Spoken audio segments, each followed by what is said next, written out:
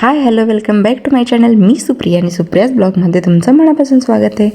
तर सगळ्यांना श्री स्वामी समर्थ. स्वामी महाराज सगळ्यांच्या चांगल्या इच्छा मनातल्या लवकरात लवकर पूर्ण करो. सगळ्यांची चांगली कामं जी काय काय अडलेली आहेत ती लवकरात लवकर पूर्ण करोत, हीच त्यांच्या चरणी प्रार्थना.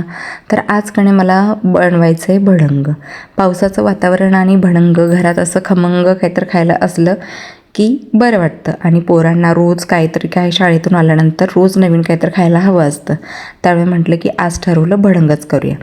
त्यामुळे घेतलं आहे करायला भडंग. आणि भडंग करताना ना नेहमी लक्षात ठेवायचं की चिरमुरे आपण बाजारातून आणतो तर ते नेहमी ना चाळून घेतले पाहिजेत, जेणेकरून त्यातला काही खडा माती वगैरे असेल, किडा वगैरे मुंगी, तर ते निघून जाईल. त्यामुळे स्वच्छ होतात आणि छान चाळणीने चाळली पण जातात. तर इकडे आपल्याला भडंगची तयारी करायची. आणि ही आमच्या मॅडम बघा किचन कट्ट्यावरती चढून बसलात. त्यांना लवकरात लवकर भडंग नाही खायचं आहे, त्यांना हवं आहे नवीन काय. तर ते तुम्हाला आता नंतर थोड्या वेळात समजेल की तिला काय हवं आहे.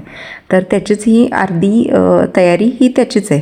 तर तिला काय हवं आहे ते तुम्हाला मी नंतर सांगेल. तर इकडे आपल्याला भडंग बनवायचं आहे. भडंगासाठी ना लसूण सोलून घेतला होता, तर तो जरासा मी ठेचून घेतला, कारण थोडासा खमंगपणा त्याच्यामुळे यायसाठी मी ठेचून घेतलेला आहे. इकडे बागेतला आपल्या हिरवागार कढीपत्ता आणलेला आहे आपण, तो आता घालणार आहे. तो कढीपत्ता मी थोडाच घालते आहे, कारण जास्त आणलेला नाही, कारण बऱ्यापैकी कढीपत्ता तर बारीकच राहिला आहे, मोठा नाही आहे. त्यामुळे थोडा आणला आहे मी.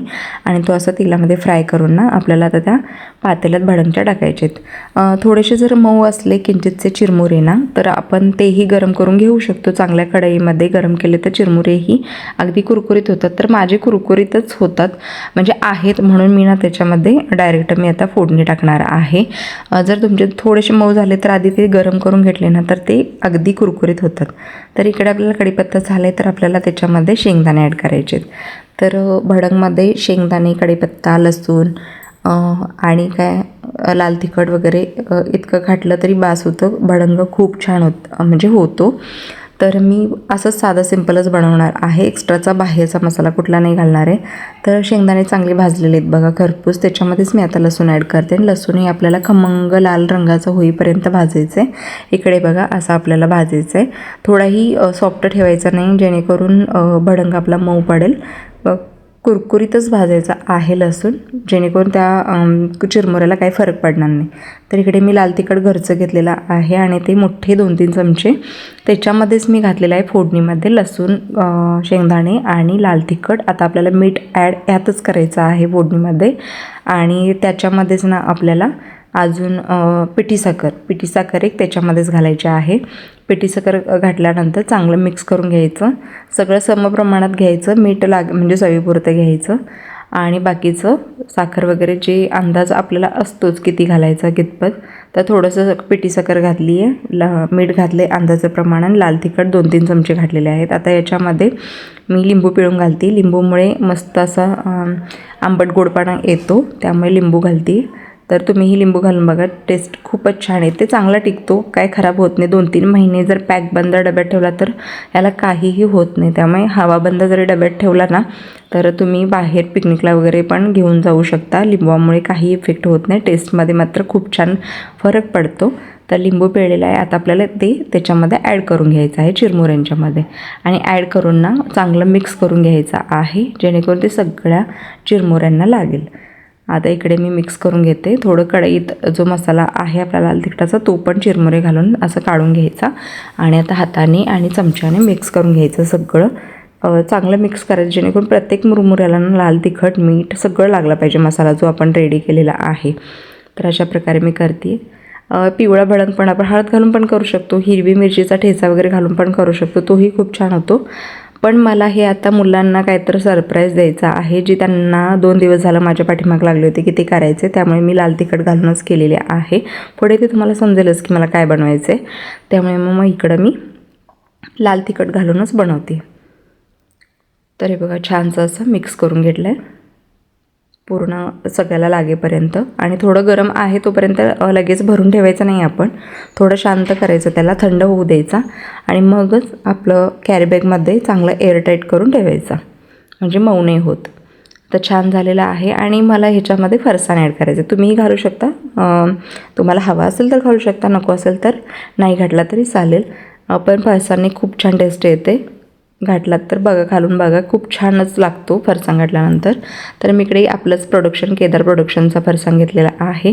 खूप मस्त आहे, टेस्टी आहे, एकदा आणून बघा, खूप छान चव आहे चुलीवरचा फरसाण. तर आणून बघा. भडंग ही खूपच छान झालेला. थोडंसं टेस्ट करून बघितला, मीठ साखर वगैरे व्यवस्थित लागले का, तर खूप छान लागलं होतं. आणि फरसाण घातल्यामुळे त्याची टेस्ट अजून वाढली होती. तर तुम्ही अजून शेव घालू शकता, पापडी घालू शकता. तर फरसाणमध्ये सगळंच असतं, त्यामुळे मी फरसाणच घातला. तोपर्यंत इकडे चावीला पाणी आलं होतं. आमच्याकडे असा नियम आहे की 8 दिवस सकाळी आणि 8 दिवस संध्याकाळी असं पाणी येतं. त्यामुळे आता टर्न होता की संध्याकाळचा. आणि संध्याकाळी यांची तोपर्यंत ही पण आलीत बघा. शाळा सुटली, आल्या आमच्या रिया मॅडम काय होत्याच, केल्या नव्हत्या ना. रिया नव्हती शाळेला गेलेली, अर्णव गेला होता. त्यामुळे रियाने लागलीच भडंग खायला घेतला. कसा झाला तिलाही टेस्टला दिला. तोपर्यंत जानूनी अर्णव आले होते. पाणी चालू केलं नळाला, कारण ते वरती जात होतं मोटरने. पिण्याचं पाणी शिल्लक होतं त्यामुळे भरलं नव्हतं. 1 दिवस आड करून मी पिण्याचं पाणी भरते, तेवढं पुरेसं होतं. तर इकडे आता सरप्राईज उघडणार आहे, कारण ह्या आमच्या सगळ्यांना हवी होती ना. 2 दिवस झालं माझ्या मागे लागले होते. काय तर मला खायचं आहे भेळ पाहिजे, म्हणून प्रत्येकानं 2 दिवस झाला माझ्या मागे लागते की भेळ पाहिजे. तर परत तुम्हाला कालच्या व्हिडिओमध्ये, तुम्ही परवाच्या व्हिडिओमध्ये बघितलं असेल, तर जानू गेली होती भेळ खायसाठी. मी तिला परत बोलवलं होतं की भेळ मी घरीच बनवून देते. पण त्या दिवशी मला काही घडलं नाही, कारण जेवणाला ऑलरेडी लेट झाला होता. त्यामुळे म्हटलं की ठीक आहे, आता ती म्हणते तर आपला भडंगी आता तयार झालेला आहे, तर हेच करून घेऊया. म्हणून मग सगळी तयारी करून घेतली. कांदा बारीक छोट्या साईजमध्ये करून घेतला. जितका होईल तितका तुम्ही स्मॉल साईजमध्ये करा. इकडे माझी चाकूची धार गेली, त्यामुळे थोडासा मोठा दिसते तुम्हाला. रिया बेडशेडवरती गेली होती थोड्या वेळापूर्वी, आणि ती यांच्याबरोबर येताना आली, कारण श्यामल दुकानात होती आणि रियाला जानू सोडून आली होती दुकानात. त्यामुळे त्यांच्यासोबत येताना ते रियाला घेऊन आलेत. अर्णव अभ्यास करत बसला होता. इकडे हे आलेले म्हणत होते की कसला तर वास येतोय, काय चाललंय घरात, काय खमंग वास सुटलाय घरामध्ये. तर आलेले त्यांनी पहिल्यांदा भडंगच्या पातेल्याकडे गेलेत आणि भडंग घेतला. तोही टेस्ट त्यांनी करून सांगितला मला की कसा झाला आहे. तर खरंच खूप छान झाला होता, क्रिस्पी झाला होता, मस्त खमंगपणा त्याच्यामध्ये होता, घरभर अगदी वास दरवळत होता. त्यांनाही आवडला. इकडे माझा टोमॅटोही चिरून झाला होता. जितका होईल तितका मी बारीक चिरला होता. चाकूला माझ्या थोडी धार काढून आणावी लागणार आहे, कारण खूप कमी लागते आहे धार.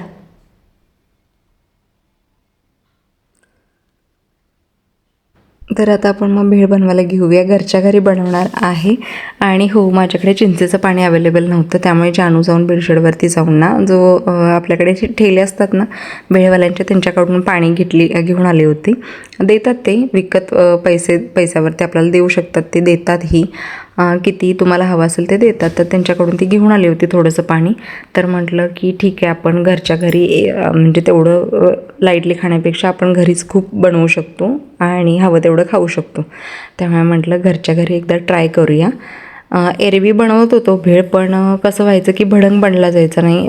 फक्त म्हणजे चिरमुरे आणून ना भेळ बनली जायची, पण ती एवढी टेस्ट नाही लागायची. म्हटलं आता आपण भडंग बनवूनच बघूया कसं लागते. त्यामुळे भडंग बनवल्यानंतर त्याच्यामध्ये कांदा टोमॅटो इकडे घातला आहे मी, कोथिंबीर घातली आहे, थोडीशी खारीची डाळ आणली आहे बघा, ती पण मी थोडीशी घालते आहे दाताखाली येण्यासाठी. थोडीशीच घालणार आहे, जास्त नाही, जेणेकरून त्याची टेस्ट बिघडायला नको, थोडंसंच घालते आहे. आणि त्याच्यामध्ये कांदा टोमॅटो हिरवी कोथिंबीर घातली आहे आणि डाळ घातली. आता ते सगळं मिक्स करून घेते. आणि जानूनं जे मगाशी पाणी आणलेलं आहे ना चिंचेचं पाणी, तर ते याच्यामध्ये आता मी ॲड करणार आहे. आणि बाहेरचं खाण्यापेक्षा घरचं कधीही चांगलं, हेल्दी. त्यामुळे म्हटलं घरच्या घरीही चिंचेचं पाणी बनवू शकलो असतो, पण चिंच अवेलेबल नव्हती, संपली होती. त्यामुळे मग आणणं भाग पडलं बाहेरचं. तर ते जिथून आणले ते चांगले आहेत, स्वच्छ असतात, त्यांचं म्हणजे तिथं फेमस आहे त्यांची भेळ. त्यामुळे मी तिथूनच आणली आणि त्यांनी पण दिले. तर इकडे बघा भेळ आपली ऑलरेडी तयार झालेली आहे आणि आता आपण सगळ्यांना खायला देऊया. खाल्ल्यानंतर खरंच सांगते खूपच छान झाली होती. अगदी त्या ठेल्यावरती भेटते ना सेम टू सेम तशी झाली होती. भडंग खूप छान झाल्यामुळे भेळही खूप छान झाली होती. आणि त्या भेळमध्येच मी सगळं फरसाण वगैरे सगळं टाकलं, त्याच्यामुळं वरून काय टाकायची एक्स्ट्राची गरज नाही लागली. त्यामुळे अशा सगळ्यांना मी प्लेट भरून देत होते. मी स्वतः खाऊन बघितल्यावरती मला खरंच खूपच आवडली. असं वाटलंच नाही की घरात केली भेळ. तुम्ही नक्की घरी करून बघा. आपण कमी साहित्यात घरच्या घरी चांगल्या प्रकारे आपण खायला घरी बनवू शकतो. शकतो, बाहेर जाऊन आणायची गरज नाही. आता मी एक्स्ट्राचं भडंग बनवून ठेवलं, आता मी कधीही भेळ बनवू शकते. जेव्हा यांना कधी खायची येईल आठवण त्यावेळेला आपण देऊ शकतो बनवून. त्यामुळे घरच्या घरी तुम्ही भडंग बनवून ठेवा, जेणेकरून तुम्ही भेळ कोणालाही बनवून देऊ शकता इझिली. त्यामुळे आता ह्याच्यावरती मी बारीक शेव घातली. आता बारीक शेव घातल्यानंतर किती सुंदर दिसते बघा भेळ, मस्तच ना, एकच नंबर दिसते. सगळ्यांना घाई लागलेली खाण्याची, त्या खाण्याच्या नादात मी क्लिप घ्यायचीच विसरले की कशी झाली आहे सांगायला, दाखवायला. तर एकच नंबर झाली. मी पण खायला एवढी मग्न झाली की मी लक्षच दिलं नाही की व्हिडिओ चालू आहे की बंद आहे.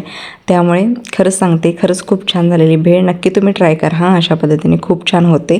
तुमच्याकडे चिंच नसेल तर तुम्ही पाणी जाऊन आणू शकता, आपल्या बेडशीटवरती भेटतं. तर तिथून फक्त पाणी आणून तुम्ही भडंग वगैरे घरात बनवून ना, खरंच सांगते खूपच मस्त होतो. एकदा करून बघा हो. आता पावसाळ्याचं पण दिवस आहेत, घरच्या घरी मस्त सगळ्यांना, घरच्यांना पण होईल. करून बघा आणि घरच्यांच्यासोबत एन्जॉय करा. तर भेळ वगैरे सगळी आम्ही एन्जॉय केली, खाल्ली. त्याच्यानंतर आम्हाला जायचं होतं पिल्लांना दूध घालायसाठी, त्यामुळे मग आम्ही वरती गेलो टेरेसवरती. आमचं एक असतं की दोघांचं पण संध्याकाळी जेवण झाले की आम्ही उन्हाळ्यामध्ये, उन्हाळा आणि हिवाळा, संध्याकाळी आम्ही रोज डेली टेरेसवरती आम्ही फिरायला जातो. तर आता पावसाळा आहे चालू. आज काय पाऊस नव्हता, त्यामुळे मग वरती आम्ही गेलो. पाऊस पडला की आम्ही वरती जात नाही सहसा, त्यामुळे पाऊस नव्हता, त्यामुळे मग वरती गेलो आणि पिल्लांना पण भेटून आलो. आणि बघा कशी झाली आहेत पिल्ली, अगदी कधी वरती जाईन कधी त्यांना भेटेन असं. ते पण आम्ही गेलो ना अशी जंप करतात ना, कधी त्यांना पण आम्हाला भेटायचं असते असं होतं त्यांना. आणि यांना तर ही लई आवडतात, कारण हे सकाळी गेले की संध्याकाळी येतात. त्यांना खरंच त्यांचं लई त्यांच्यावरती जीव आहे. तर चला, असं व्हिडिओचं एंड इथंच करते. चला, भेटू नवीन एका व्हिडिओमध्ये. तोपर्यंत बाय.